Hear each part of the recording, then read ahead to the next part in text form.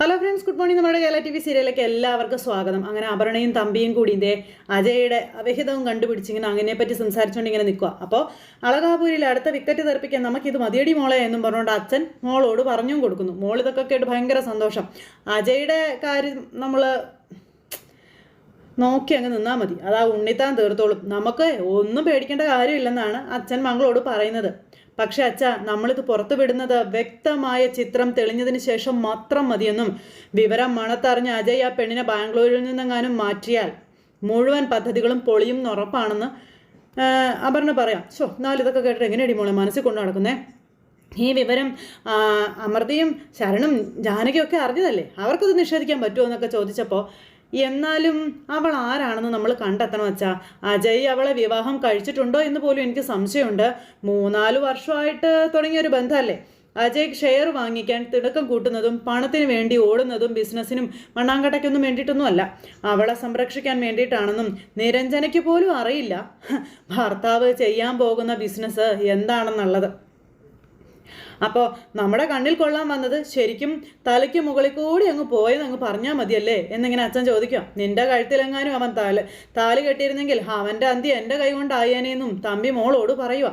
നീ ഭാഗ്യമുള്ളവളാടി മോളെ, അതാ നിനക്കിങ്ങനെ സംഭവിക്കാതിരുന്നത്.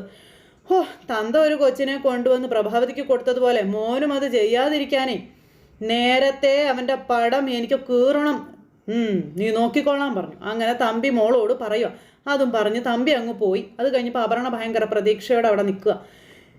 ഇത് കഴിഞ്ഞാണെങ്കിൽ ജാനകിക്ക് കിട്ടിയ കാര്യങ്ങളൊക്കെ ജാനകി അത് അബിയെ കൊണ്ടുവന്ന് കാണിച്ചു. അങ്ങനെ അതെല്ലാം കാണിച്ചിട്ട് രണ്ടുപേരും കൂടി ഇരുന്ന് ഇങ്ങനെ അത് നോക്കി ഇത് നോക്കെന്നൊക്കെ പറഞ്ഞിങ്ങനെ പറഞ്ഞുകൊണ്ടിരിക്കുക. ജാനകി, നീ പറയുന്നത് പോലെ പേര് നോക്കിയൊന്നും നമ്മൾ ആരെയും സമീപിച്ചിട്ട് കാര്യമില്ലെന്നും അച്ഛന് നിന്റെ അമ്മയുടെ ശരിക്കുള്ള പേരിനെ പറ്റി വലിയ അറിവും കാര്യങ്ങളൊന്നും ഉണ്ടായിരുന്നില്ലെന്നുള്ള കാര്യങ്ങളൊക്കെ പറയുക അഭി അന്നേരം ജാനകിയോട്. അച്ഛൻ പറഞ്ഞ പേരിൽ കമ്പനിയിൽ വേറെ ആരും ഉണ്ടായിരുന്നില്ല. ഞാൻ ഓഫീസിൽ പോയി പഴയ റെക്കോർഡ്സും കാര്യങ്ങളെല്ലാം നോക്കിയതാണെന്നും പറഞ്ഞു. ജാനകിക്ക് ആകെ ധർമ്മസങ്കടമായി. അപ്പോൾ നീ ഈ പറഞ്ഞ പേരുകളൊക്കെ ഞാനും നോട്ട് ചെയ്തത് തന്നെയാണ് ജാനകി. രാധാമണി വാരസ്യാർ എന്നുള്ളൊരു പേര് മാത്രം ഞാൻ അതിൽ കണ്ടില്ലെന്നും അഭി ജാനകിയോട് പറഞ്ഞു. ആ ഒരു കാലത്ത് ജോലി ചെയ്ത സ്റ്റാഫുകളുടെ വിവരങ്ങളൊക്കെ എവിടെ പോയി എന്ന് ചോദിക്കുമ്പം ഉറപ്പായും അത് അമ്മയുടെ വിളിപ്പേര് തന്നെയാ അഭിയേട്ടാ, അതിനൊരു സംശയവും ഇല്ല. ഏതോ വാരത്തെ കുട്ടിയാവും. ഓഫീസിലുള്ളവർ അങ്ങനെ വിളിച്ചൊരു പക്ഷെ അങ്ങനെ ആയതായിരിക്കും. അതാ അച്ഛൻ അങ്ങനെയൊക്കെ പറഞ്ഞതെന്നൊക്കെ ജാനകി അഭിയോട് പറയുക. പിന്നെ അപ്പോൾ ഒരു കാര്യം എന്തായാലും എനിക്ക് ഉറപ്പാണ്, അച്ഛന് അമ്മയെ പറ്റിയുള്ള വിവരങ്ങൾ അറിയാമെങ്കിൽ അച്ഛൻ അമ്മയെ കണ്ടെത്തി കാണുമെന്നുള്ളത് 100% ഉറപ്പല്ലേ? അമ്മയെ ഭ്രാന്തിയായി അലയാൻ എന്തായാലും അച്ഛൻ അനുവദിക്കില്ല എന്നുള്ളത് ഉറപ്പല്ലേ അഭിയേട്ടാ എന്നൊക്കെ ഇങ്ങനെ ചോദിക്കുന്നുണ്ട്. വർഷങ്ങൾ കുറേ കഴിഞ്ഞതല്ലേ അഭിയേട്ടാ, പേര് അച്ഛൻ ഒരു പക്ഷെ മറന്നുപോയതാണെങ്കിലോ നമുക്ക് പറയാൻ പറ്റത്തില്ലല്ലോ എന്നൊക്കെ പറഞ്ഞ് ഇപ്പോൾ അമ്മയുടെ അസുഖം പൂർണ്ണമായും ഭേദപ്പെട്ടിട്ടുണ്ടെങ്കിലോ എന്നൊക്കെ ജാനകി ഇങ്ങനെ ചോദിക്കുക. അതൊക്കെ കേട്ടപ്പോൾ അഭിക്കും ആകെ ഒരു ദൈവമേ, അപർണ പറഞ്ഞതുപോലെ ആവുമോ ഇനി കാര്യങ്ങൾ? അമ്മ ഭർത്താവും മക്കളും ഒക്കെ ആയിട്ട് ജീവിക്കുകയായിരിക്കോ? അതുകൊണ്ടായിരിക്കോ അച്ഛൻ എല്ലാം രഹസ്യമാക്കി വെച്ചിരുന്നതെന്നൊക്കെ ജാനകി ചോദിക്കുന്നുണ്ട്. അങ്ങനെയൊക്കെ നമുക്കൊന്ന് ചിന്തിച്ചുകൂടെ അഭിയേട്ടാ? അപ്പോൾ അച്ഛൻ എല്ലാവരുടെയും നന്മയെ കരുതി മാത്രമല്ലേ ജാനകി എന്തെങ്കിലും ചെയ്യുകയുള്ളൂ. നീ ഇത് പറഞ്ഞപ്പോഴേ എൻ്റെ മനസ്സും ഇപ്പോൾ ആ വഴിക്ക് തന്നെയാണ് പോയിക്കൊണ്ടിരിക്കുന്നത്. നിൻ്റെ അമ്മയെക്കുറിച്ചുള്ള വിവരങ്ങൾ അറിയാമായിരുന്നിട്ടും അച്ഛൻ അത് പറയാതിരിക്കണമെന്നുണ്ടെങ്കിൽ അതിന് തക്കതായിട്ടുള്ളൊരു റീസൺ ഉണ്ട് ജാനകി, അതിനൊരു സംശയമില്ല എന്ന് അഭി പറയുന്നുണ്ട്. അവർ കൈവിട്ട് പോവുകയോ അല്ലെങ്കിൽ മനോനില തെറ്റി ജീവിക്കുകയോ ഒക്കെ ചെയ്യുകയാണെങ്കിൽ അവരെ കണ്ടെത്താൻ എന്തായാലും അച്ഛനത് പറയേണ്ടതല്ലേ എന്ന് ചോദിച്ചു. അപ്പോൾ നിൻ്റെ അമ്മ നല്ല നിലയിൽ ജീവിക്കുന്നുണ്ടാവും, അത് 100% ഉറപ്പാണെന്ന കാര്യവും പറഞ്ഞു. അപ്പോൾ എൻ്റെ അമ്മ നല്ല നിലയിൽ ജീവിക്കുന്നുണ്ടാവും എന്നുള്ളത് ജാനകിയുടെ മനസ്സിൽ പതിഞ്ഞു. എന്തൊക്കെ ആയാലും എനിക്ക് ഈ അന്വേഷണം അത് അവസാനിപ്പിക്കാൻ പറ്റില്ല അഭിയേട്ടാ. അത് അമ്മയെ ദ്രോഹിക്കാൻ വേണ്ടിയിട്ടൊന്നുമല്ല, എനിക്ക് കണ്ടെത്തണം. എനിക്ക് എൻ്റെ അമ്മയുടെ മുഖം ഒരു നോക്കെങ്കിലും എനിക്കൊന്ന് കാണണം എന്നും പറഞ്ഞുകൊണ്ട് ജാനകി ഇങ്ങനെ പറഞ്ഞു. അത് കേട്ട് കഴിഞ്ഞപ്പോൾ അഭിക്ക് ഭയങ്കര വിഷമായി. അമ്മ എങ്ങനെ ജീവിച്ചാലും അവരുടെ ജീവിതത്തെ ബാധിക്കുന്ന രീതിയിലൊന്നും ഞാൻ അവിടെ ചെന്ന് കയറാനൊന്നും പോകുന്നില്ലെന്നും ജാനകി അഭിക്ക് വാക്ക് കൊടുക്കുക. പിന്നെ എൻ്റെ മനസമാധാനത്തിന് വേണ്ടിയെങ്കിലും എനിക്ക് അമ്മയൊന്ന് കാണണം, അമ്മയെ കണ്ടെത്തിയേ പറ്റുമെന്ന് പറഞ്ഞു. നമുക്ക് നാളെ ഈ 3 വിലാസവും നോക്കി പോകാം, ഇനി സമാധാനമായിട്ട് ഇരിക്കാൻ പറഞ്ഞു. ഞാൻ അമലിനെ ഒന്ന് കണ്ടിട്ട് വരാമെന്ന് പറഞ്ഞ് അബി അവിടെ നിന്ന് പോയി. ജാനകി ഈ പേപ്പറുകളെല്ലാം കൂടി എടുത്ത് അവിടെ ഇരിക്കുക. അപ്പോഴത്തേക്കും അങ്ങോട്ടേക്ക് പൊന്നുകുട്ടി വന്നു. അമ്മേ എന്നും പറഞ്ഞ് വിളിച്ച് കൊച്ചിനെ വഴക്ക് പറഞ്ഞെന്നും പറഞ്ഞാൽ വരുന്നത് അമ്മയൊക്കെ, അതായത് അച്ഛമ്മയൊക്കെ. മോൾ എന്തിനാ അങ്ങോട്ട് പോകാൻ പോയത്? അവർ സംസാരിക്കുന്നതിനിടയ്ക്ക് ചെന്ന് നിൽക്കരുത് കേട്ടോ. ഇല്ല അമ്മേ, ഞാൻ പോവില്ല. പിന്നെ പൊന്നു, നാളെ അച്ഛനും അമ്മയും കൂടി ഒരു സ്ഥലം വരെ പോവുകയാണെന്നും മോള് മഞ്ജു ആൻറ്റിയുടെ കൂടെ നിൽക്കണം കേട്ടോ എന്ന് പറഞ്ഞു. പുറത്തേക്കൊന്നും പോയേക്കരുത്. അച്ഛനും അമ്മയും നമുക്ക് താമസിക്കാനേ വീട് നോക്കാൻ പോവുകയാണോ എന്നൊക്കെ പൊന്നു ഇങ്ങനെ ചോദിച്ചു കേട്ടോ. അപ്പം നിന്നോടാരാ അങ്ങനെയൊക്കെ പറഞ്ഞത്? മുത്തശ്ശി പറഞ്ഞല്ലോ വേറെ വീട് നോക്കി പോവാനായിട്ട്. അച്ചാച്ചൻ മരിച്ചിട്ടേ പിന്നെ ഇനി ഇവിടെ അച്ഛനും അമ്മയ്ക്കും പൊന്നുവിനും താമസിക്കാൻ പറ്റില്ലെന്ന് മുത്തശ്ശി പറഞ്ഞതെന്ന കാര്യമൊക്കെ പറയുന്നത് കേട്ട് കഴിഞ്ഞപ്പോൾ നമ്മുടെ ജാനകി ഒന്ന് ചിരിച്ചു. ഒന്നും മിണ്ടിയില്ല. നമ്മളിവിടുന്ന് പോവുകയാണോ അമ്മയെന്നൊക്കെ പൊന്നു ഇങ്ങനെ ജാനകിയോട് ചോദിക്കുക. അച്ചാച്ചനില്ലാത്ത വീട്ടിൽ താമസിക്കാൻ പൊന്നു ആഗ്രഹിക്കുന്നുണ്ടോ എന്ന് ചോദിച്ചപ്പം അച്ചാച്ചൻ ഇല്ലാത്ത വീട്ടിൽ നിന്ന് നമുക്ക് പോവാം അമ്മേ, നമുക്കിവിടെ താമസിക്കണ്ട അമ്മേ, നമുക്കിവിടെ ആരും ഇല്ലല്ലോ എന്നൊക്കെ പൊന്നു പറഞ്ഞു. ആർക്കും നമ്മൾ ഇഷ്ടമല്ലല്ലോ, നമുക്ക് പോയാൽ എന്താന്നൊക്കെ ചോദിക്കുമ്പം ശരി ഞങ്ങൾ പോയിട്ട് ഒരു വീടൊക്കെ നോക്കിയിട്ട് വരാം, അവിടെ നമുക്ക് സന്തോഷത്തോടെ താമസിക്കാം, എന്താ അത് പോരെന്ന് ചോദിച്ചു. മഞ്ജു ആൻറ്റി പറയുന്നതൊക്കെ കേട്ട് പൊന്നൂടെ നിൽക്കുമോ? നിന്നോളാവല്ലോ, പൊന്നു നിൽക്കും എന്നൊക്കെ പറഞ്ഞു. അത് കഴിഞ്ഞപ്പോൾ പിന്നെ മഞ്ജു അടുക്കളയിൽ ഇങ്ങനെ ജോലി ചെയ്തുകൊണ്ടിരിക്കുക. ആ സമയത്ത് നമ്മുടെ ജാനകി അങ്ങോട്ടേക്ക് ചെന്നു. നിനക്ക് പോവാറായില്ലേന്ന് ചോദിച്ചു. മഞ്ജു ഉറങ്ങിയെന്ന് സംശയിച്ചു ഞാനെന്ന് പറഞ്ഞു. അതിന് ഇനിയും സമയം എടുക്കുന്നേ, പിടിപ്പത് പണിയല്ലേ ഇപ്പോൾ, എന്തായാലും ഇന്നത്തോടെ പാതി ജോലിഭാരം കുറയുമെന്നൊക്കെ ഇങ്ങനെ പറയുമോ മഞ്ജു. അതെന്താ? മഞ്ജുവിനെ ഒന്നും സഹായിക്കാൻ കഴിയാത്തതിൽ എനിക്ക് വിഷമമുണ്ട് കേട്ടോ എന്നിങ്ങനെ ജാനകി അന്നേരം പറഞ്ഞു. എനിക്കറിയാം നീ അനുഭവിക്കുന്ന പ്രയാസമൊക്കെ എത്രത്തോളാണെന്ന്. അപ്പോൾ അതൊന്നും സാരമില്ല ജാനകി. അല്ല ജാനകി എന്താ ഇപ്പം ഇങ്ങോട്ടേക്ക് വന്നേ എന്ന് ചോദിച്ചു. അപ്പോൾ ഇവർ സംസാരിക്കാൻ തുടങ്ങിയപ്പോഴേക്കും അപർണ അങ്ങോട്ടേക്ക് വന്നു. നാളെ ഞാനും അഭയേട്ടൻ ഇവിടെ ഉണ്ടാവില്ല എന്ന് ജാനകി പറഞ്ഞു. ഒരു സ്ഥലം വരെ പോകണം മഞ്ജു, മോളെ ഒന്ന് ശ്രദ്ധിക്കണേ എന്ന് പറഞ്ഞു. ആ സമയത്ത് അപർണ ഇത് കേൾക്കുക. അപ്പോൾ അതിനെന്താ പൊന്നു എൻ്റെ കൂടെ നിന്നോളൂ എന്ന് മഞ്ജു ഇങ്ങനെ പറയുവാണ്. അവളെ കൊണ്ട് ആർക്കും ഒരു ഉപദ്രവവും ഉണ്ടാവില്ല എന്നും പറഞ്ഞു. എപ്പോഴും മഞ്ജുവിൻ്റെ കൺവെട്ടത്ത് തന്നെ അവൾ ഉണ്ടാവണം കേട്ടോ. അച്ഛൻ മരിച്ചതിൻ്റെ ഷോക്ക് ഇപ്പോഴും അവളെ വിട്ടുമാറിയിട്ടില്ലെന്നൊക്കെ ജാനകി പറയുന്നുണ്ട്. മോളെ തനിച്ചാക്കി പോകുന്നതിൻ്റെ വിഷമമൊക്കെ എനിക്ക് ഉണ്ടെങ്കിലും പോകാതിരിക്കാനാവില്ല എന്ന് ജാനകി പറയാം. അപ്പോൾ ജാനകി ധൈര്യമായിട്ട് പോയിട്ട് വാ, പൊന്നുവിനെ ഞാൻ നോക്കിക്കോളാവെന്ന് പറഞ്ഞു. അങ്ങനെ അതും പറഞ്ഞ് ജാനകി തിരിയുമ്പോൾ കാണുന്നത് അപർണ എന്ന് പറയണ മൂദേവി ഇങ്ങനെ നിൽക്കുക. വലിയ ചിരിയൊക്കെ ചിരിച്ച് അങ്ങോട്ടേക്ക് അങ്ങ് ചെല്ലുന്നു. ഈ സമയത്ത് മൈൻഡ് പോലും ചെയ്യുന്നില്ല ജാനകി. ആരത്തേടിയാ ജാനകി പോകുന്നത്? അപ്പോൾ അത് ഞാനതിന് നിന്നോട് പറയണമെന്ന് ജാനകി അന്നേരം ചോദിച്ചു. പറയാതെ തന്നെ എനിക്ക് മനസ്സിലായി, ഞാനത് പറയട്ടെ. ജാനകി ഇങ്ങനെ നോക്കുക ഇവിടെ തുറിച്ച്. അമ്മയെ കണ്ടെത്താനുള്ള ജാനകിയുടെ യാത്ര നാളെ തുടങ്ങുകയാണല്ലേ എന്ന് അപർണ കളിയാക്കി ജാനകിയോട് ചോദിക്കും. മഞ്ജു അന്നേരം ഇങ്ങനെ നോക്കുക കേട്ടോ. ജാനകിയുടെ അമ്മയെ കണ്ടെത്തി എൻ്റെയും അച്ഛൻ്റെയും മുന്നിൽ കൊണ്ടുവരുമെന്നല്ലേ നിന്റെ ഭർത്താവിൻ്റെ വെല്ലുവിളി? അതൊക്കെ കേട്ടിട്ട് എനിക്ക് തോന്നിയ സംശയം ഒന്ന് ഞാൻ നിന്നോട് ചോദിച്ചോട്ടെ. സത്യത്തിൽ നിന്റെ അമ്മ എവിടെയുണ്ടെന്ന് നിനക്കും അബിക്കും അറിയാമോ എന്നൊക്കെ അപർണ ഇങ്ങനെ ചോദിക്കുക. അതും ജാനകിയെ ആ ഒരു പരിഹസിച്ചുകൊണ്ട്. അല്ലെങ്കിൽ പിന്നെ നിന്റെ ഭർത്താവ് ഞങ്ങളോട് ഇങ്ങനൊരു വെല്ലുവിളിയൊക്കെ നടത്തുമോ എന്നൊക്കെ ചോദിച്ചു. നിന്റെ ഭർത്താവിനെ തലയ്ക്ക് നല്ല സുഖമില്ലെന്നാ എനിക്ക് തോന്നുന്നതെന്നൊക്കെ പറഞ്ഞുകൊണ്ട് അപർണ ഇങ്ങനെ ജാനകിയെ കളിയാക്കിക്കൊണ്ടിരിക്കുന്നു. നീ വാ തുറന്ന് എന്തെങ്കിലും ഒന്ന് പറ. മുൻപത്തെ നിന്റെ വീറും വാശിയും ഒക്കെ ഇപ്പം എവിടെ പോയി? നീ പറയുന്നത് കേൾക്കുമ്പോൾ ഞാൻ ഓർത്തു പോകുന്നത് എന്താണെന്ന് അറിയോ? കൊച്ചുകുട്ടികൾ വലിയ വായിൽ വർത്തമാനം പറയുന്നത് പോലെയാണെന്ന് നമ്മുടെ ജാനകി അപർണയോട് പറഞ്ഞു. നീ പറഞ്ഞോ, എത്ര വേണമെങ്കിലും പറഞ്ഞോ, എത്ര കടത്തി പറയാമോ അത്രയ്ക്ക് കടത്തി നീ പറഞ്ഞോ, അതൊക്കെ ഞാൻ കേട്ട് നിന്നോളാമെന്ന് ജാനകി അപർണയോട് പറയുമ്പോൾ അപർണ ഞെട്ടി.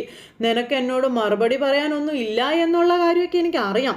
ഇനി നിന്റെ ഭർത്താവ് പറഞ്ഞതുപോലെ ഞങ്ങളുടെ മുന്നിൽ കൊണ്ടുവന്ന് നിർത്താനായിട്ട് പെറ്റമ്മയ്ക്ക് പകരം വല്ല ഡ്യൂപ്ലിക്കേറ്റ് അമ്മയെയും കൊണ്ടുവരാൻ വലിയ പ്ലാനും ഉണ്ടോ എന്ന് ചോദിച്ചു അപർണ. ഇല്ല, കൊണ്ടുവരുന്നത് എന്നെ ഉദരത്തിൽ പേര് പ്രസവിച്ച എൻ്റെ സ്വന്തം അമ്മയെ തന്നെ ആകുമെന്ന് നമ്മുടെ ജാനകി അപർണയോട് പറഞ്ഞു. ഇനി എന്തെങ്കിലും നിനക്ക് പറയാനുണ്ടോ? ഒന്നും ബാക്കി വെക്കണ്ട, നീ പറഞ്ഞോ. പറയുമ്പോൾ ഒന്ന് നീ ഓർത്തു വെക്കണം, നീ ഇപ്പം എന്നോട് പറയുന്ന വാക്കുകൾക്ക് ഒരിക്കൽ നീ തന്നെ മറുപടി പറയേണ്ടി വരുമെന്നുള്ളത്. അതുകൊണ്ടാ ഞാൻ ഒന്നും പറയാതെ ഇതൊക്കെ കേട്ട് നിൽക്കുന്നതെന്ന് ജാനകി പറഞ്ഞപ്പോഴും അപർണ ഇങ്ങനെ നോക്കുക. അതും പറഞ്ഞ് നമ്മുടെ ജാനകി അവിടെ നിന്ന് അങ്ങ് പോയി. ജാനകി അങ്ങ് പോയി കഴിഞ്ഞപ്പോൾ അപർണ, അവൾക്കേ നന്നായിട്ട് അറിയാം എൻ്റെ മുന്നിൽ പിടിച്ചു നിൽക്കാൻ കഴിയില്ല എന്ന്. അപ്പോൾ അപർണയെ ഒരുറപ്പും ഇല്ലാതെ ജാനകി ഇക്കാര്യത്തിൽ ഒരാത്മവിശ്വാസവും കാണിക്കില്ല എന്ന് മഞ്ജു അന്നേരം അപർണയോട് പറഞ്ഞു. അതൊന്നും അല്ല കാര്യം. അഭി കൊടുത്ത ആത്മവിശ്വാസത്തിന്റെ പുറത്താ അവളീ കളിക്കുന്നത്. അത് എവിടെ ചെന്ന് നിൽക്കുമെന്ന് കണ്ടറിയാവെന്നും പറഞ്ഞ് ചേച്ചി അങ്ങ് പോയി. ഇത് കഴിഞ്ഞ് പിന്നെ കാണിക്കുന്നത് നമ്മുടെ മുത്തശ്ശിയെയും പ്രഭാവതിയെയുമാണ്. അങ്ങനെ അമ്മയും മോളും കൂടെ അവിടെ ഇരുന്ന് ഇങ്ങനെ സംസാരിക്കാം. എന്തോ മുന്നിൽ കണ്ട് തന്നെയാണ് അഭിയും ജാനകിയും പോയിരിക്കുന്നതെന്നും ചടങ്ങുകളൊക്കെ കഴിയാൻ വേണ്ടി അവർ കാത്തിരുന്നതാണെന്നൊക്കെ ഇങ്ങനെ പറയുമ്പം അമ്മ ഊഹം വെച്ച് ഓരോന്ന് പറയരുതെന്ന് പറഞ്ഞു. അപ്പം നീ പറയുന്നത് പോലെയൊന്നും അല്ല പ്രഭാവതി, പോയത് എന്തിനാണെന്ന് നിരഞ്ജനയോടോ അമൃതയോടോ പറഞ്ഞതുമില്ല, അവരെ അറിയിച്ചിട്ട് പോലും ഇല്ലെന്നൊക്കെ പറഞ്ഞിരിക്കുമ്പോൾ അപർണ അങ്ങോട്ടേക്ക് വന്നു. അഭിയും ജാനകിയും പോയ കാര്യമാണോ നിങ്ങൾ സംസാരിക്കുന്നതെന്ന് ചോദിച്ചു. അതെ, നിനക്ക് അതിനെപ്പറ്റി വല്ല അറിവുണ്ടോ എന്ന് പ്രഭാവതി ചോദിച്ചപ്പം അപ്പം പുതിയ സംഭവ വികാസങ്ങളൊന്നും നിങ്ങൾ അറിഞ്ഞതില്ലേ? അപ്പോൾ ഇവരിങ്ങനെ നോക്കുക എന്താ സംഭവം എന്ന്, ഉണ്ടക്കണ്ണും വീഴ്ച അങ്ങോട്ടും ഇങ്ങോട്ടും നോക്കുന്നേ. നീ എന്തെങ്കിലും അറിഞ്ഞെങ്കിൽ അത് പറയാൻ പറഞ്ഞു നേരം മുത്തശ്ശി. ജാനകിയുടെ അമ്മയെ കണ്ടുപിടിക്കാൻ ആ രണ്ടുപേരും പോയിരിക്കുന്നത് എന്നിങ്ങനെ പറയുമ്പോൾ ഞെട്ടലോടെ ഇവരിങ്ങനെ ഇരിക്കുക കേട്ടോ എന്നും പറഞ്ഞുകൊണ്ട്. അപ്പോഴത്തേക്കും മുത്തശ്ശി ഒരൊറ്റ ചിരി. അയ്യോ, ഇതൊരൽപ്പം കടന്നു പോയല്ലോ പ്രഭാവതി എന്നും പറഞ്ഞുകൊണ്ട് മുത്തശ്ശി കളിയാക്കി ചിരിക്കണം. ഇത് ആൾക്കൂട്ടത്തിൽ കൈവിട്ടയാൾ കരയാൻ പോയ പോലെ ഉണ്ടല്ലോ. പറയുന്നതിനെ കുറിച്ച് മര്യാദയൊക്കെ വേണ്ടേ എന്നൊക്കെ ചോദിക്കുമ്പോൾ ഞാൻ അതിശയോക്തി പറഞ്ഞതാണെന്നാണോ നിങ്ങൾ കരുതുന്നത്? എന്നാലേ അതങ്ങനെയല്ല. ജാനകിയുടെ അമ്മയെ കണ്ടെത്തും എന്നുള്ളൊരു വാശിയിലാണ് അഭിയുള്ളത്. എൻ്റെ അച്ഛൻ്റെ മുന്നിൽ വെച്ച് അഭി വെല്ലുവിളിച്ചിരിക്കുന്നതെന്നും അപർണ ഇവരോട് പറയണം. നിങ്ങളൊക്കെ അറിഞ്ഞെന്നാട്ടോ ഞാൻ കരുതിയതെന്നൊക്കെ അപർണ ഇവരെ ഇങ്ങനെ ഇതാക്കി പറഞ്ഞു കൊടുത്തോണ്ടിരിക്കുക കേട്ടോ. അപ്പോൾ അമ്മമാർ രണ്ടുപേരും നോക്കുക. ഇത്രയും കാലം ഇല്ലാതിരുന്നൊരു ചിന്ത എന്താ പെട്ടെന്നുണ്ടാവാനായിട്ട്? അച്ഛനായിരുന്നല്ലോ അവർക്ക് രണ്ടുപേർക്കും എല്ലാം. അച്ഛൻ പോയപ്പോൾ അമ്മയെ വേണമെന്ന് ജാനകിക്ക് തോന്നി കാണുമായിരിക്കണം. വീട് അവരുടെ പേരിൽ കൂടി ആയി കഴിഞ്ഞപ്പോഴേ ഇനി എന്താ ആലോചിക്കാനുള്ളതെന്നൊക്കെ ഇങ്ങനെ ചോദിക്കുമ്പോൾ പ്രഭാവതി ഇങ്ങനെ ആലോചിച്ചിരിക്കാം.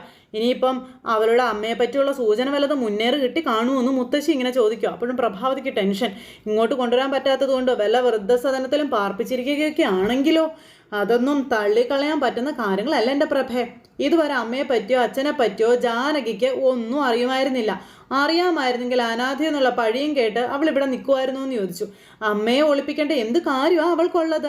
മുത്തശ്ശിയുടെ മുന്നിൽ തന്നെ ജാനകി അമ്മയെ കൊണ്ടുവന്ന് നിർത്തുമായിരുന്നുവെന്നും അവൾ ഏറ്റവും കൂടുതൽ പരിഹസിച്ചതേ മുത്തശ്ശി ആയിരുന്നില്ലേ എന്ന് അപർണ ചോദിക്കുക. തള്ളേന്നേരം ഇങ്ങനെ തലയും കുനിച്ച് ഇങ്ങനെ നിൽക്കുക കേട്ടോ. ഒന്നും പറയാനില്ല. ശരിയാ എന്നും പറഞ്ഞിരിക്കുന്നത്. പക്ഷേ അതിപ്പോൾ അന്വേഷിച്ചിറങ്ങാനുള്ള കാരണം എന്താ? അന്വേഷിച്ചാൽ തന്നെ എവിടെ പോയി കണ്ടുപിടിക്കാനാ എന്നൊക്കെ ഇങ്ങനെ ചോദിക്കുമ്പോൾ ഒന്നും അറിയില്ല. അത് അഭിക്കും ജാനകിക്കും നന്നായിട്ട് തന്നെ അറിയാം. ഇതിൻ്റെ പിന്നിൽ എന്തോ ഒരു ഉദ്ദേശം ഉണ്ടെന്നുള്ള കാര്യം ഉറപ്പാണെന്ന് പറയും. അപ്പം അപർണ പറഞ്ഞതാണ് സത്യമെങ്കിൽ എന്തോ ലക്ഷ്യം മനസ്സിൽ വെച്ചുകൊണ്ട് തന്നെയാണ് രണ്ടുപേരും ഇറങ്ങിയിരിക്കുന്നതെന്ന് പ്രഭാവതി പറയുവാണ്. അപ്പം ലക്ഷ്യം എന്താണെന്നുള്ളത് ഊഹിക്കാവുന്നതല്ലേ ഉള്ളൂ. എന്ത്? ജാനകിയെ പരിഹസിച്ചവർക്ക് മറുപടി കൊടുക്കുക. അതിന് പെറ്റമ്മ തന്നെ വേണമെന്നില്ല. അടുത്ത് സംഭവിക്കാൻ പോകുന്നത് എന്താണെന്ന് ഞാൻ നിങ്ങൾക്ക് പറഞ്ഞു തരാം. വല്ല ഓർഫണേജിൽ ഉപേക്ഷിക്കപ്പെട്ട കാഴ്ചയിൽ ജാനകിയുടെ അമ്മയെന്ന് തോന്നിപ്പിക്കുന്ന ഒരു സ്ത്രീയെ അവർ കണ്ടെത്തും. അവരെ കുളിപ്പിച്ചൊരുക്കി എൻ്റെ അമ്മയാണെന്നും പറഞ്ഞ് ജാനകി എഴുന്നള്ളിച്ച് ഇങ്ങോട്ട് കൊണ്ടുവരികയും ചെയ്യും. അതാ ശരിക്കും നടക്കാൻ പോകുന്നത്. കണ്ടവളുമാരെ അമ്മയെന്നും പറഞ്ഞ് ഇവിടെ കൊണ്ടുവന്ന് വഴിക്കാനേ ഞാൻ സമ്മതിക്കത്തില്ല. കൊണ്ടുവരട്ടെ. അമ്മ വേഷം കെട്ടി വരുന്നവളെ ഞാൻ പൊളിച്ചടിക്ക് കൈ കൊടുക്കുമെന്നായി മുത്തശ്ശി. സുമംഗലയോടെ ഇവളുടെയൊക്കെ കളി. എന്നാൽ പിന്നെ മുത്തശ്ശി അതിന് കാത്തിരുന്നോളാൻ പറഞ്ഞു അന്നേരം ഈ പുള്ളിക്കാരി. യോഗ്യതയുള്ള ഒരു സ്ത്രീയെ കണ്ടുപിടിക്കാനുള്ള ഒരു താമസം മാത്രമേ വേണ്ടുള്ളൂ എന്നും പറഞ്ഞായി പിന്നെ ഡയലോഗുകളും കാര്യങ്ങളും ഒക്കെ. അതൊക്കെ കേട്ട് മുത്തശ്ശി ഇങ്ങനെ ഇരിക്കുമ്പോൾ ഇതൊക്കെ സത്യമാവും എൻ്റെ പ്രഭാവതി എന്ന് ചോദിക്കുമ്പോൾ എന്ന് പറഞ്ഞിരിക്കുക. അനാഥ ജന്മങ്ങളെ ഈ വീടൊരു അനാഥാലയം ആക്കുമോ? അപ്പോൾ അപർണ പറഞ്ഞതിൽ സാധ്യത ഇല്ലെന്നൊന്നും അമ്മ കരുതി വെക്കണ്ട. അങ്ങനെ ഒരു സ്ത്രീയെ കൊണ്ടുവന്നിട്ടുണ്ടെങ്കിൽ അത് ജാനകിയുടെ അമ്മയല്ല എന്നൊന്നും നമുക്ക് പറയാൻ പറ്റില്ല എന്ന് പ്രഭാവതി പറഞ്ഞാൽ തന്നെ നമ്മുടെ വാക്കിന് എന്ത് വിലയാണ് ഉണ്ടാവാൻ പോകുന്നത്? നമ്മളിവിടെ കുടികിടപ്പുകാരായി മാറിയില്ലേ എന്നൊക്കെ ഇങ്ങനെ പ്രഭാവതി ചോദിക്കണം. എൻ്റെ മോൻ പണി കഴിപ്പിച്ച വീടായത്.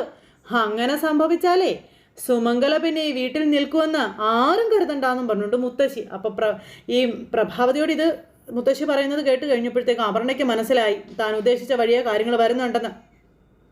നിന്റെ ഭർത്താവിൻ്റെ അമ്മയെ നീ എന്നെ വല്ല ശരണാലയത്തിലും കൊണ്ടുവന്ന് അങ്ങ് വിട്ടേക്കാൻ പറഞ്ഞു. പിന്നെ നാണം കെട്ട് ജീവിക്കുന്നതിനേക്കാളും നല്ലത് അതാ എന്നും പറഞ്ഞുകൊണ്ട് മുത്തച്ഛി അങ്ങേറ്റ് പോയി കഴിഞ്ഞപ്പം അപർണയ്ക്ക് അങ്ങ് ബോധിച്ച് അപർണ ചിരിച്ചുകൊണ്ട് നിൽക്കുക. ഇത് കഴിഞ്ഞ് പിന്നെ കാണിക്കുന്നത് പൊന്നു അച്ചാച്ചൻ്റെ ഫോട്ടോയുടെ മുന്നിൽ പോയി നിന്ന് അച്ചാച്ചൻ പൊന്നുവിനെ കാണുന്നുണ്ടോ എന്നൊക്കെ ഫോട്ടോയിൽ നോക്കി ഇങ്ങനെ ചോദിക്കുക കേട്ടോ. അമ്മ പറഞ്ഞത് അച്ചാച്ചൻ സ്വർഗത്തിൽ പോയെന്നാണല്ലോ എന്നൊക്കെ പറഞ്ഞുകൊണ്ട് കുഞ്ഞു മനസ്സിങ്ങനെ അച്ചാച്ചനോട് ഇങ്ങനെ പറഞ്ഞുകൊണ്ട് നിൽക്കുക. അപ്പോൾ അതേ അച്ചാച്ചനുമായിട്ട് പൊന്നു സംസാരിക്കുന്നത് കേട്ടോണ്ടാണ് ലഡുപാത്രവും പിടിച്ചുകൊണ്ട് മുത്തശ്ശി എന്ന് പറയണം മുതൽ അതുവഴി വരുന്നത്. നീ എന്താടി ഇവിടെ കയറി നിൽക്കുന്നതെന്ന് ചോദിച്ചു. അപ്പം ഞാൻ അച്ചാച്ചനോട് സംസാരിക്കാം മുത്തശ്ശി, മരിച്ചാലും സ്വസ്ഥത കൊടുക്കില്ലേടി അവിടെ ഒരു അച്ചാച്ചൻ എന്ന് പറഞ്ഞിട്ട് ആ കൊച്ചിനോട് ദേഷ്യപ്പെടുക ചുമ്മാ. എന്നിട്ട് ലഡുപാത്രവും പിടിച്ച് അവിടെ പോയി ഇരിക്കുക കേട്ടോ. കുമാന്ന് പറഞ്ഞ് ലഡു ആര് തിന്നുക. ആ സമയത്ത് ആ കൊച്ചിനെ ഇങ്ങനെ നോക്കിയിട്ട് എടീ എന്നും പറഞ്ഞ് എന്നെ വിളിച്ചു. നീ ഇങ്ങോട്ടേക്ക് വന്നേ എന്നും പറഞ്ഞിട്ട് ആ കുഞ്ഞിനെ വിളിക്കുക. നീ ഇങ്ങ് വാ ചോദിക്കട്ടെ എന്നും പറഞ്ഞു. അപ്പം നൈസായിട്ട് ന്യൂസ് പിടിക്കാൻ വേണ്ടിയിട്ടുള്ള പരിപാടിയാണ് തള്ളയുടെ. കൊച്ചടുത്തേക്ക് ചെന്നു. എന്നിട്ട് ഈ ലഡു ആ കൊച്ചിന് കൊടുത്തു. അപ്പോൾ എനിക്ക് വേണ്ട മുത്തശ്ശി എന്ന് പറഞ്ഞു. മധുരം കഴിച്ചിട്ട് കുറേ ദിവസം ആയില്ലേ, അപ്പം എനിക്ക് വേണ്ട മുത്തശ്ശി. അതെന്താ നിനക്ക് വേണ്ടാത്തത്? കഴിക്കടി എന്നും പറഞ്ഞു അതിനെ നിർബന്ധിക്കുക. കൊച്ചിനോട് എടി എന്ന് വിളിച്ച് അതിനോട് വർത്താനം പറയുക. അപ്പം വേണ്ടെങ്കിലേ നീ കഴിക്കണ്ട. നിന്റെ അച്ഛനും അമ്മയും രാവിലെ അണിഞ്ഞൊരുങ്ങി പോകുന്നത് കണ്ടല്ലോ, എവിടേക്കാണ് അവർ പോയത് എന്നിങ്ങനെ ചോദിക്കുക കേട്ടോ. അപ്പോഴേക്കും അപർണ ഇറങ്ങി വന്നു. ഇവരെന്താ പറയുന്നതെന്ന് കേട്ടോണ്ട് ഇങ്ങനെ നിൽക്കുക. നൈസായിട്ട് അറിയാലോ എന്ന് വിചാരിച്ച്. അപ്പോൾ അവരെവിടെയാണ് പോയതെന്ന് നിന്നോട് പറഞ്ഞില്ലേ? ജാനകിയുടെ അമ്മയെ തേടി പോയതാ. ഇവളോട് ചോദിച്ചാൽ ഇവൾക്ക് എങ്ങനെ അറിയാമെന്നൊക്കെ അപർണ വന്നിരുന്നു പറഞ്ഞു. എവിടെയോ കൊണ്ടുപോയി താമസിപ്പിച്ചിരിക്കുന്ന മട്ടിലല്ലേ പോയിരിക്കുന്നത്. മണ്ടത്തരം പറയാതിരിക്കടി. 10-25 വർഷം മുൻപ് പ്രസവിച്ച് കളഞ്ഞിട്ട് പോയ അമ്മയെ എങ്ങനെ കണ്ടെത്താനാ എന്നിങ്ങനെ തള്ള എന്തായാലും ചോദിച്ചു. അങ്ങനെ ഒരു ചിന്ത ഉണ്ടായിരുന്നെങ്കിൽ അവൾ എന്നേ അത് കണ്ടെത്തിയേനെ എന്നൊക്കെ പറഞ്ഞു. ഇപ്പോഴാണോ അമ്മയെന്നുള്ള ബോധോദയമൊക്കെ ഉണ്ടായത്?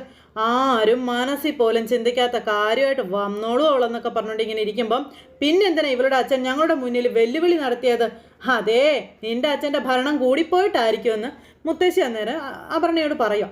നീ അവൾ പറയുന്നതൊന്നും കേൾക്കണ്ട കേട്ടോ, പറ പൊന്നു. എവിടെയാ നിന്റെ അച്ഛനും അമ്മയും പോയത്? എങ്ങോട്ടാ പോയത്? മുത്തശ്ശിയോട് പറ. അപ്പോൾ അവർ ഞങ്ങൾക്ക് താമസിക്കാൻ വേണ്ടിയിട്ട് വീട് നോക്കാൻ പോയതാണെന്നുള്ള കാര്യം പൊന്നു പറഞ്ഞു. അത് കേട്ടപ്പോൾ അയ്യോ സത്യമാണോ നീ പറയുന്നതെന്ന് കൊച്ചിനോട് ചോദിച്ചു. അതേന്ന് പറഞ്ഞു. അപ്പം കേട്ടല്ലോ ഇവള് പറഞ്ഞത്. അമ്മയെ കൂട്ടിക്കൊണ്ട് വരാൻ പോയി പോലും. അപ്പം പറഞ്ഞ് ഇങ്ങനെ ചൂളിയിരിക്കുക. അച്ഛൻ്റെ മോള് തന്നെയാ നീ. മരിക്കാൻ കിടന്ന് എൻ്റെ മോൻ എഴുന്നേറ്റ് ചെന്ന് നിന്റെ അച്ഛനെ തല്ലിയെന്ന് പറഞ്ഞ് നടന്ന പേരും നോണയനല്ലോടി നിന്റെ അച്ഛൻ വിശ്വനാഥൻ തമ്പി എന്നൊക്കെ ചോദിച്ചപ്പോഴത്തേക്കും അപർണയ്ക്ക് ഭയങ്കര കലിപ്പ്. ഇവിടുന്ന് മാറി താമസിക്കാൻ പോകുന്ന കാര്യം നിന്നോടമ്മ പറഞ്ഞോ മോളെ? അച്ചാച്ചൻ ഇനി തിരിച്ചു വരില്ലല്ലോ. അച്ചാച്ചൻ ഇല്ലാത്ത വീട്ടിൽ നിന്ന് ഞങ്ങൾ ഇനി പോവുകയാണെന്ന് നമ്മുടെ പൊന്നു പറയുമ്പം അത് തന്നെയാ നല്ലത്. നിന്റെ അച്ചാച്ചൻ പോയതോടെ നിങ്ങൾക്ക് ഈ വീട്ടിലുള്ള സ്ഥാനവും പോയി. ഇവിടെ നിങ്ങളോട് ആർക്കും ഒരു ഇഷ്ടമില്ല. ഇഷ്ടമില്ലാത്തവിടുത്തെ എന്തിനാ വെറുതെ കഴിച്ചു തൂങ്ങിക്കിടക്കുന്നത്? വേറൊരു വീട്ടിലേക്ക് താമസമൊക്കെ മാറിയാ നിങ്ങൾക്ക് സന്തോഷവും കിട്ടും, ഇവിടെയുള്ളവർക്ക് മനസ്സമാധാനവും കിട്ടത്തില്ലേ എന്നൊക്കെ തള്ള ഇങ്ങനെ ചോദിക്കും കേട്ടോ. അതും കേട്ടാ കൊച്ച് വിഷമിച്ച് തലയും കുനിച്ച് അവിടെ നിന്ന് അങ്ങ് പോയി. ആ കുഞ്ഞ് അവിടെ നിന്ന് അങ്ങ് പോയി കഴിഞ്ഞപ്പോൾ മുത്തച്ഛി അപർണയെ നോക്കി. അഭിയുടെയും ജാനകിയുടെയും പോക്ക് കണ്ടപ്പോഴേ വാടക വീട് പോയതാണെന്നുള്ളത് ഞാൻ ഊഹിച്ചതാടി എന്നിങ്ങനെ അപർണയോട് പറയുവാണ്. അവർക്ക് നന്നായിട്ട് അറിയാം എൻ്റെ മുന്നിൽ പിടിച്ചു നിൽക്കാൻ പറ്റില്ലെന്നുള്ളത്. അതിന് ഈ വീട് അവരുടെ പേരിലല്ലേ എന്ന് അപർണ അന്നേരം ചോദിച്ചു. സാമർഥ്യം പറയുന്ന മുത്തശ്ശി എന്താ അത് ഓർക്കാത്തത്? അഭിയും ജാനകിയും നീ ഉദ്ദേശിക്കുന്ന ആൾക്കാരൊന്നും അല്ല. സൂര്യ മരിച്ചു കഴിഞ്ഞാലേ അവർക്കൊരിക്കലും ഇവിടെ നിൽക്കാനാവില്ല എന്ന് മുത്തശ്ശി അപർണയോട് പറഞ്ഞു. ആദ്യം അവരെല്ലാവരും വാരിക്കെട്ടിയൊന്ന് ഇറങ്ങട്ടെ, അതിനുശേഷം ചില ശുദ്ധികലശം എനിക്ക് നടത്താനുണ്ട്. ഇനി സുമംഗലയുടെ കയ്യില ഈ അളകാപുരി എന്നും പറഞ്ഞുകൊണ്ട് ഇങ്ങനെ മുത്തശ്ശി എഴുന്നേറ്റ് പോയപ്പോൾ ഈ തള്ളയെ ആദ്യം തന്നെ ഇവിടുന്ന് ഇറക്കി വിടണം. ഈ മന്ദരത്തള്ളയെ ഇവിടുന്ന് ഇറക്കി വിട്ടില്ലെങ്കിൽ ശരിയാവില്ലെന്ന് പറഞ്ഞ് അപർണ അവിടെ ഇരിക്കുന്നു. അപ്പോൾ അങ്ങനെ ഒരു സിറ്റുവേഷൻ കാണിച്ച് ഇന്നത്തെ കഥ അവസാനിച്ചു. അപ്പോൾ എല്ലാവരും കാത്തിരുന്ന് കാണണം കേട്ടോ. എല്ലാവർക്കും നല്ലൊരു ദിവസം ആശംസിക്കുകയാണേ. നന്ദി.